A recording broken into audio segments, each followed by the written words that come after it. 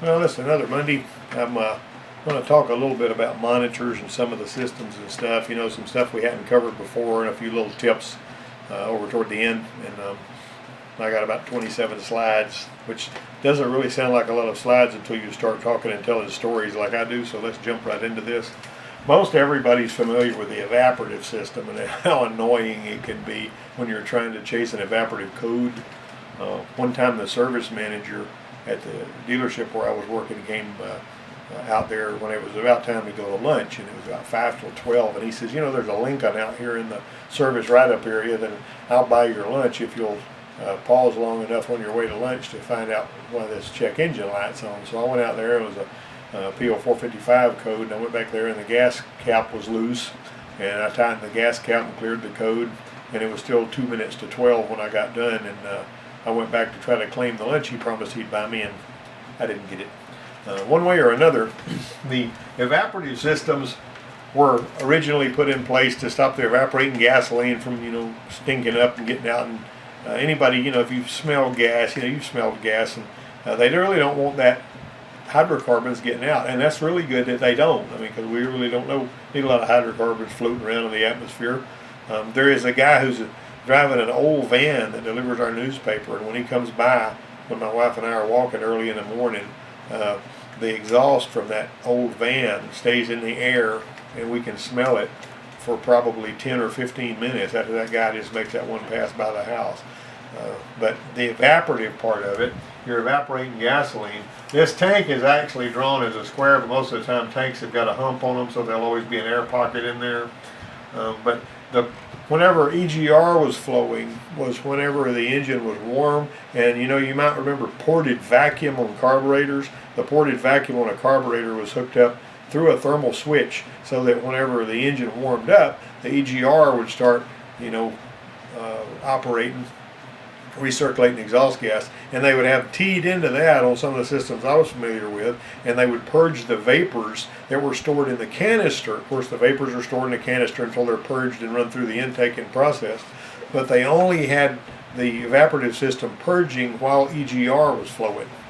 Okay, and that was the way they originally did it. Sometimes they would have all of this stuff right here, and sometimes they'd have a separate valve, and just the canister would be doing this. And on this one here, the vent was at the bottom, so it would pull the air up through there, and it would purge the vapor out, and it would run through the intake.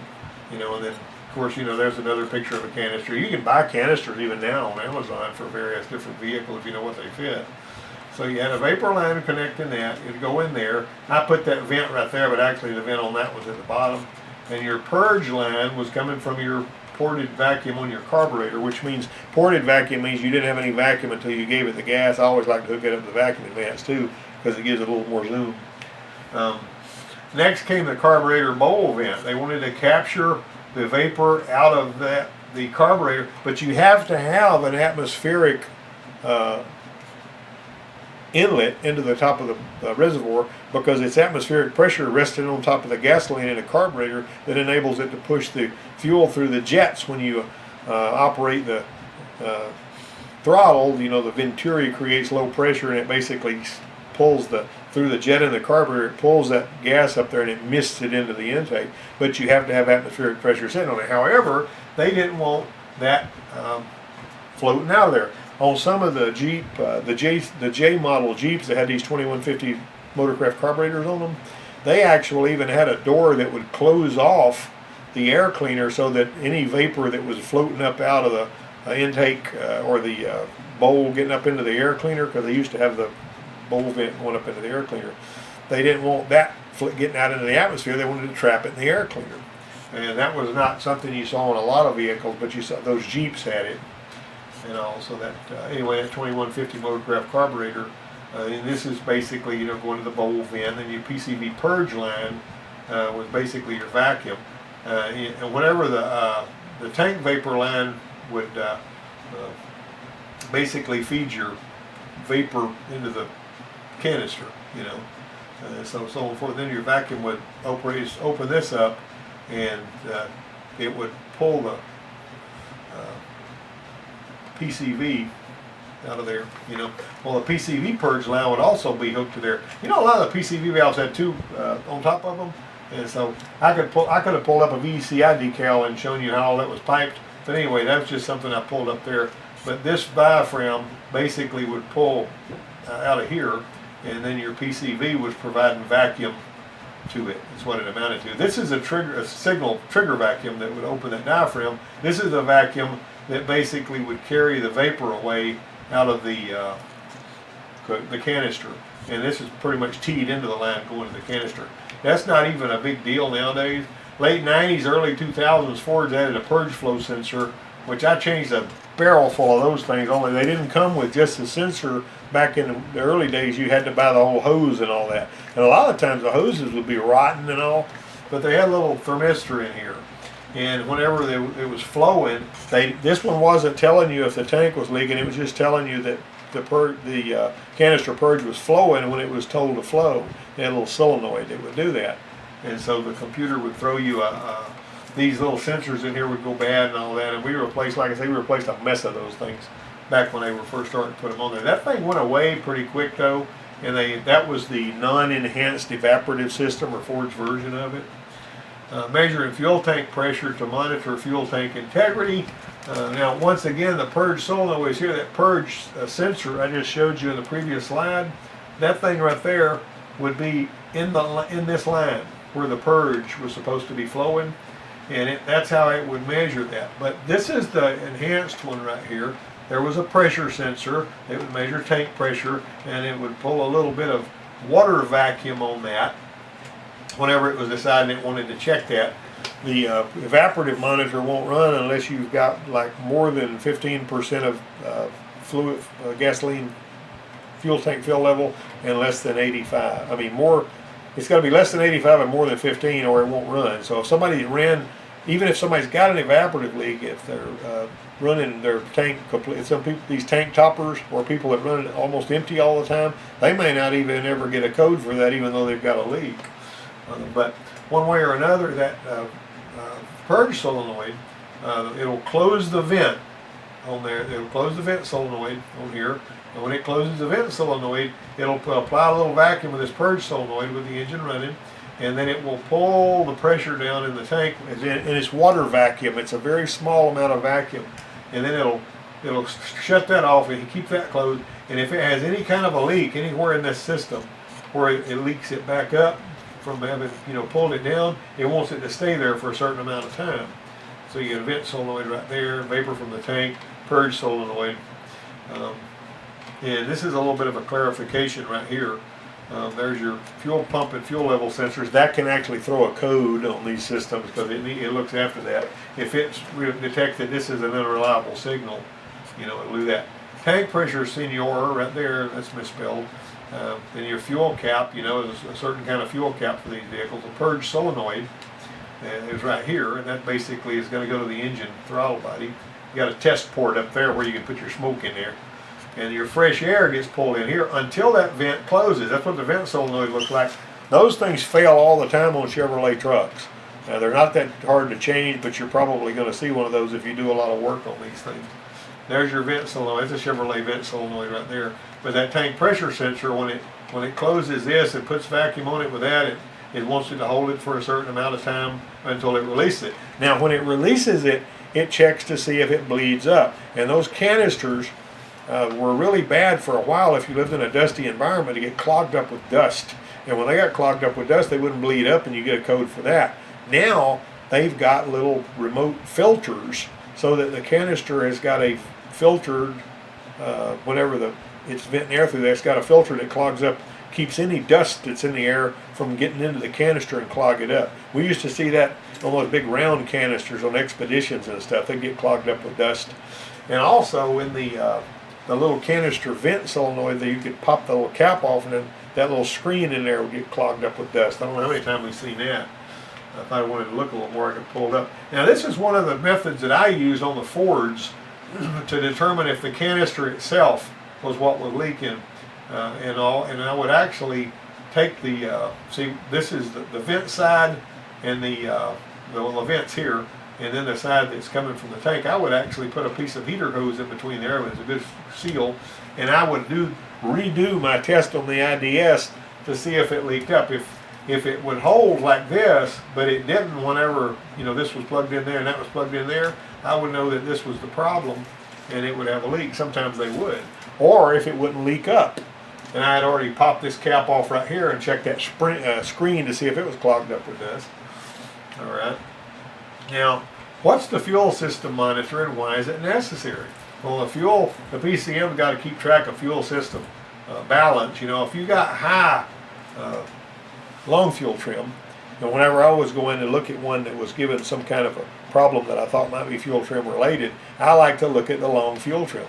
Because if you look at the long fuel trim, and the long fuel trim has got high numbers, if it detects a problem where the short fuel trim is having to struggle to, you know, keep the thing balanced, you know, look at keeping the oxygen sensors happy, to keep so that the catalyst will be happy and all that.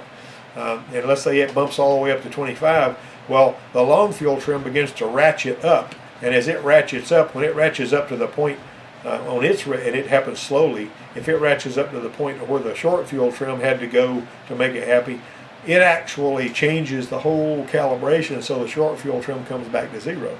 All right, let's say that you got one and you say, look at here, I found a vacuum leak, and you say, I'm going to fix that. Well, if you think you've got it fixed, the smartest thing you can do while you're making your repair is take the battery cable off. When you take the battery cable off, it brings everything back to zero. Put the battery cable back on, do your fix. Now your fuel trims are all at zero. Let it close loop, which it won't take that long. And you watch that fuel trim. If that short fuel trim starts going crazy again and trying to go, you're not done. You need to do some more work on it. But the long fuel trim is the first thing you can look at when it's been driven in there, and you know nobody's cleared the codes or took the battery cable off or anything. The long fuel trim is the clearest indicator. Short fuel trim will be on zero. Long fuel trim will be way out of kilter. If both of them are way out of kilter, then you know there's a big problem, and usually you can tell by the way the engine runs. All right. Incidentally, let me back up to say if the canister is saturated because of people packing the tank, and on these newer vehicles starting in the mid-90s, whenever the canister used to just purge when you were on the throttle and EGR was flowing. Well, in the 90s with OBD2, it got to where it would purge the canister whenever it decided it wanted to, even sitting there idling. And if somebody had been packing a gas tank and it started purging the canister, and a lot of them will do this, then it actually slugs the manifold with a bunch of gas it didn't expect. The engine almost dies, and then the idle speed control picks it up. It can actually cause the vehicle to surge ahead in traffic and run into the car in front of it because the customer's packing their gas tank. And if you ever hear somebody talking about all of a sudden it lurches ahead like that, you know, look at their, you know, in your Chrysler vernacular on the DRB3, you used to have what we call purge-free cells. You know, each cell is some criteria the engine controller is using. In some places, it will not be using the purge at all, so it'll know that it can trust those numbers. But anyway, if you watch this thing and you're sitting here watching your scan tool with it idling, and you see it starting to purge and you feel it stumble, that typically means somebody's been packing a tank and they've kind of got the canister a little bit saturated. Something else that will cause a problem is if the canister purge valve stays wide open all the time, so that whenever you gas it up, all of that vapor from filling up the gas tank goes right through the purge valve into the manifold, and it can actually cause it to be really hard to start sometimes if you've got a bad canister purge valve. I've seen it on Kias, I've seen it on Fords, I've seen it on Chevrolets, I've seen it on several other ones, so be aware of those too. Catalyst monitor is necessary. Here's an efficient catalyst upstream, downstream, and then you got your PCM looking here. Remember, if the PCM determines on most of these that this one is not reliable, it'll start using that one to do fuel trim. A lot of people don't know that, but that's the way it is. You got your hydrocarbons, your oxides of nitrogen, your carbon monoxide going in and coming out of this one here. You have taken care of your nitrogen in this one, but you've still got hydrocarbon and carbon monoxide. This one adds the molecules, whatever oxygen molecules are needed to those, so that you get CO2, H2O, N2, and O2. All right. The light off cat is the one in the front. That's the one the PCM is paying attention to. It doesn't look at this one so much. All right. And that was a screen I had on the Android radio. I got my Explorer. You could get a little one of those little ELM 327, I think it is. chips that was the right one for that Android radio and plug it into my OBD2 link on my vehicle, and that thing would basically pull up like a scan tool, and you could select whatever you wanted to see going down the road. You notice my catalyst temperature was running up here. That's like 1300 degrees or something like that. It tells you how warm it is. And then here's your oxygen sensor ahead of the catalyst, and this is the one behind the catalyst. It's supposed to be like that. And then that was EGR and evaporative and so on and so forth. But I just thought I might want to show you that. After the burn treatment, you got 21% oxygen, 78% nitrogen coming into the engine, and you got fuel going in there. They mix up, it does that, gets you your power. Comes out of here, you got hydrocarbons, carbon monoxide, and oxides of nitrogen. Now the engine is tuned to have the cleanest burn it possibly can. That's what stoichiometry is about. You know, 14.7 to 1, basically it's the same as atmospheric pressure compared to 1. 14.7, but they're doing it by weight, you know, not volume. By volume, you're burning 9,000 gallons of air for 1 gallon of fuel. By weight, you're burning 14.7 units of air per 1 unit of fuel. Okay, so your light-off cap's the one in the front, and then basically a healthy cap won't create back pressure. If it's got some of this vermiculite coating around the outside that is broken loose and is getting down there and start clogging those up, or if this brick begins to break up, or if it's been overheated enough to where it's trying to stop it, you're going to have trouble. Coming out the back, you got your H2O, CO2, and nitrogen.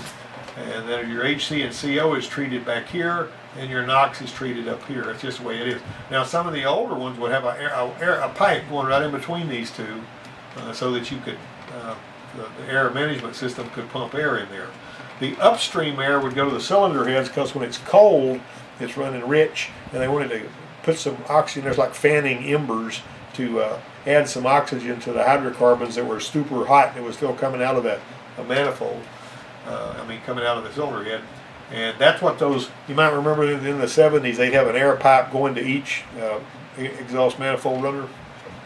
Well, they did it different ways. Ford had a thing going from head to head in the very back, and it would do that.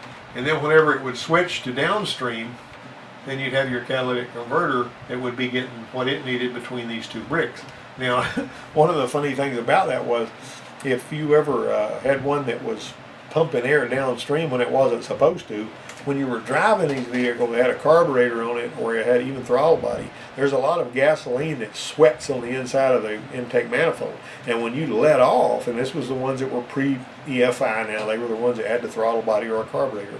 When you let off, all that low pressure would cause that gasoline to turn into a vapor largely and go into the exhaust. And if you were pumping air downstream, it would light that off and go boom, or you might even hear the exhaust go pop, pop, pop, pop, pop, pop, pop, pop, you know, that little fluff. So anytime you had one that was backfiring when you let off, I would always look right here, because for upstream and downstream. And whenever these air check valves, you know, you got low pulses, like some of them wouldn't even have an air pump. They would just have these pulsing check valves that would use the low pressure pulses in the exhaust to pull air in, but they had check valves even on the one with air pumps. When those check valves went bad, they would start pumping exhaust seats up here, and they'd melt those plastic valves. I don't know how many times I had to fix those. These little suckers here were fun to change too, because they're always galled, and you usually have to use a torch on them and everything else. And if this was all rotten and everything, you'd probably twist it off, and you'd have to wind up changing the whole shooting match and all. But this is your thermactor air bypass and thermactor air diverter solenoids, your tab and your TAD. Those have been on there ever since the late 70s on the Ford stuff. But they wound up going for the EGR with a solenoid that basically would do. It used to have tab and TAD too. Now, you know what thermometer, ERK and ERV, we call those. It was two solenoids that would be used to operate the vacuum. You know, it had one that would vent, one that would give vacuum and all that, and they would do a dance with those. Those used to cause EGR surges on the ERK and ERV, but they were similar to tab and TAD, because you got two solenoids working together. You got almost, the newer ones, you got this rapid air fuel sensor. You know, almost perfect combustion puts out very small amounts of hydrocarbons, carbon monoxide, and oxides of nitrogen. Both of these are from rich mix. That's a mix that's a little rich, that's a mix that's really rich, where it didn't get any oxygen at all to unite with the hydrocarbons. This had only got one molecule of oxygen, needed two. Oxides of nitrogen is what happens when the cylinder temperature goes up over 2500 during the combustion process and causes them to bond together. newer low heat catalyst can light off in about 10 seconds. Two-stage carbon trap on newer catalysts can begin hydrocarbon conversion almost as soon as the engine started. That way you didn't have to have that upstream air. The first cat starts the process, and it's the only one monitored by the O2 sensors. All right. Now then, drive cycles, basically there are certain criteria that has to be met if it's going to check the catalyst and the fuel monitor and all that sort of stuff. There are some continuous monitor things like the throttle position sensor circuits and this kind of stuff that's always needing to be watched all the time. There are some things that are not reliable when you're evaporative. It's one of them. It's not reliable unless you've actually been met a certain criteria, like an amount of time at road speed to heat the catalyst up to exactly where it needs to be. This is going to vary from vehicle to vehicle, but the point, establish closed loop operation, oxygen sensor response time, switching time monitor and all that. Now Ford used to have what they call a lean cruise mode on some of their pickups to help them with their gas mileage a little bit. I'll tell you a little story about that in a minute.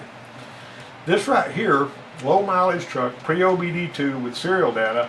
The complaint was a sudden neck jerking slam while driving at road speed like another vehicle ran into the back of the truck.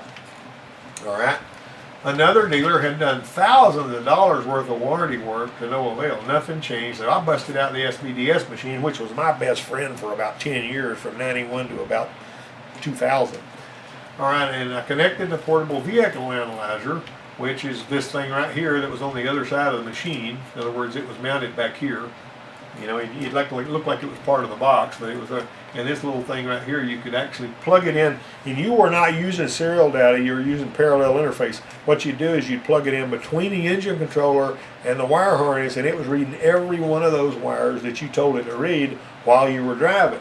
All right, and so you can make a recording of that. Then you could upload it to Ford and let the engineers look at it and see, help you figure out what it was. Now, anybody that's been around an SPDS machine has seen all of it. There's your portable vehicle analyzer.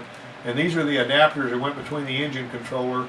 It would check the ignition system. It would check each and every sensor. There was all kinds of stuff. There's the flight recorder right there, but it basically used the serial data part of it, you know, for your checking. Anyway, this thing right here and was the handiest thing in the shirt pocket. I drove down the road, and I got to where I felt what that guy was talking about.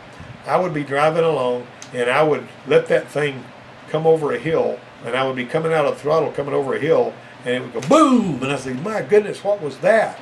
And so what happened was I noticed, looking at the portable vehicle analyzer, when I brought it back and I uploaded the graphs, it was in lean cruise mode, and ever so often it would want to take that thing out of lean cruise mode, make sure the oxygen sensor was still okay. Well, if it happened to be doing that at exactly the right time, if you mix that together with EGR and everything else, for some reason it would make a really loud bang, and it would just scare the daylights out of you, just about jerk a crick in your neck. I uploaded that to the engineer at Ford, and he said, you'll never fix that. He said, there's a few of these vehicles that are doing that, well, any of them's capable of doing it, but unless somebody is driving the vehicle so that it'll do it, they'll probably never feel it. There's not enough of them giving problems to where we're going to release another engine controller, or you know, that was pre-OBD2. Because you didn't reflash those, you just put another box on it, you know, engine controller. Anyway, the long and the short of it is, he says, you'll never fix that. I had another one. It was a Crown Victoria, still under warranty. It had a little bite going up hills, and it was a 95 model. And that's when Crown Victoria had electronic distributorless ignition. It had a little EDIS module on the fender over there. Now in 96, I'm sorry, they went to the engine controller handling the ignition.